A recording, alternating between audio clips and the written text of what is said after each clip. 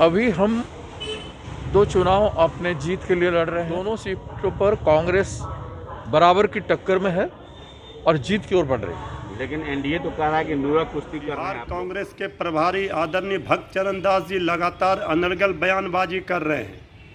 उनको बिहार की जमीनी हकीकत का ज्ञान नहीं है। नमस्कार, मैं दिवाकर पांडे आपके साथ। आप देख रहे हैं गुड मॉर्निंग न्यूज। बिहार में होने वाले उपचुनाव को लेकर सियासी बयानबाजी लगातार तेज है। सभी राजनीतिक दल एक दूसरे पर आरोप प्रत्यारोप के सियासी वार करते नजर आ रहे हैं। प्रदेश में महागठबंधन के साथ कांग्रेस के सियासी रिश्ते टूटने की खबर बड़ी जोरों पर है, जिसकी मुहर प्रदेश कांग्रेस प्रभारी भक्त चरण दास ने लगा दी है। उन्होंने पटना पहुंचते ही एक बड़ा बयान देते हुए कहा है कि महागठबंधन टूटने का बस अब औपचारिक ऐलान भर होना बाकी है। कांग्रेस आगामी लोकसभा चुनाव में अकेले 40 सीटों पर पूरी ताकत से लड़ेगी। इसके अलावा आरजेडी पर साथ नहीं देने का भी आरोप लगाया है।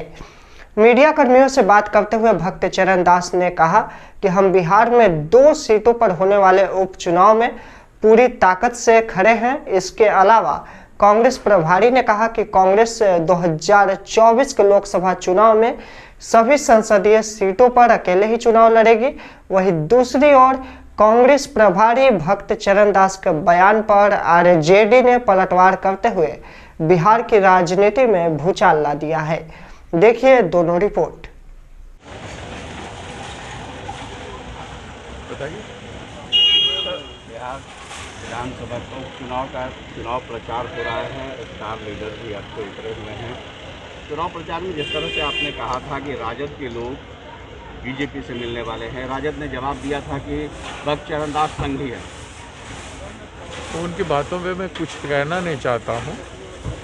वो क्या है नहीं है, मैं क्या हूँ, ये सब जानते हैं। और चुनाव हमारा सीट पे हम लड़ना हमारा राजनीतिक आवश्यकता है और हम लड़ रहे हैं। और उन्होंने गठबंधन को तोड़ा तो हम 2 सीट पे लड़ रहे हैं। कांग्रेस अपने आप की ताकत में खड़ा होगी। हम जम के लड़ेंगे और 40 पार्लियामेंट में लड़ेंगे। अभी जो फिलहाल स्थिति है उसमें क्या कहा जा सकता है? आप लोग महागठबंधन में हैं या नहीं? अभी हम 2 चुनाव अपने जीत के लिए लड़ रहे हैं और कांग्रेस के सारे नेता यहाँ पे मौजूद हैं और कुछ आ रहे हैं और आज से प्रोग्राम और तेज होगा। क्या उम्मीद क्या है दोनों सीटों पर? दोनों सीटों पर कांग्रेस बराबर की टक्कर में है और जीत की ओर बढ़ रही है। लेकिन एनडीए तो कह रहा है कि नूरा कुश्ती कर रहे हैं आप लोग। उसमें क्या है? एनडीए क्या कहे उससे हमारा मतलब क्या है? जनता को निर्णय लेना है। जनता ने सबका देख चुका है, सबको, आरजेडी को और एनडीए को देख चुका है वो क्या कर रहे हैं, देश के साथ क्या कर रहे हैं। अपने एनडीए सरकार में देश के साथ क्या कर रहे हैं, यहाँ पर सरकार क्या कर रही है, ये जनता देख रही है, जनता फैसला कर रही है।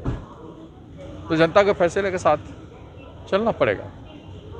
उनके कहने से या किसी के कहने से कुछ होगा नहीं। क्या जीत आपकी होगी इस बार? निश्चित, दोनों सीटों पर? निश्चित दोनों सीट पर हम जम के लड़ रहे हैं और आज से बहुत व्यापक होगा। मैं यहाँ पर चुनाव अंत तक हूँ। बिहार कांग्रेस के प्रभारी आदरणीय भक्त चरण दास जी लगातार अनर्गल बयानबाजी कर रहे हैं। उनको बिहार की जमीनी हकीकत का ज्ञान नहीं है। वो जिस तरह से प्रवचन कर रहे हैं तो लग रहा है जैसे कि जो उनके असली विरोधी हैं वो बीजेपी और जेडीयू को मदद पहुंचा रहे हैं। राष्ट्रीय जनता दल लगातार कांग्रेस पार्टी का सम्मान करती रही है और इसके बाद भी इस तरह का अनर्गल बयानबाजी कर रहे हैं। उनको पहले इस बात की जानकारी ले लेनी चाहिए कि बिहार की ज़मीनी हकीकत क्या है, कांग्रेस की हैसियत बिहार में क्या है। इसके बाद ही वो अनर्गल बयानबाजी करें। अगर वो 40 सीटों पर कांग्रेस उम्मीदवार उतारेंगे तो आज कांग्रेस की क्या स्थिति है पूरे देश में सबको पता है। ये दुर्गति के लिए, कांग्रेस की दुर्गति के लिए ऐसे ही राज्यों के जो प्रभारी बनाए जाते हैं वो जिम्मेवार हैं।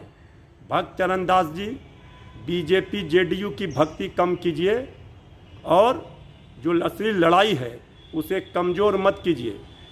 तेजस्वी यादव जी के साथ दोनों सीटों पर जनता का अपार जन समर्थन है और तेजस्वी यादव जी जनता के दिलों पर राज कर रहे हैं। दोनों सीटों पर आरजेडी जीतेगी।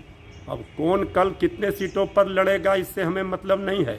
हम चाहते हैं कि सांप्रदायिक शक्तियों के खिलाफ एकजुट हो सभी, लेकिन ऐसे लोग अगर इस तरह का बयान देंगे तो इससे कांग्रेस पार्टी को ज़्यादा नुकसान हो रहा है। राष्ट्रीय जनता दल को नुकसान नहीं होगा,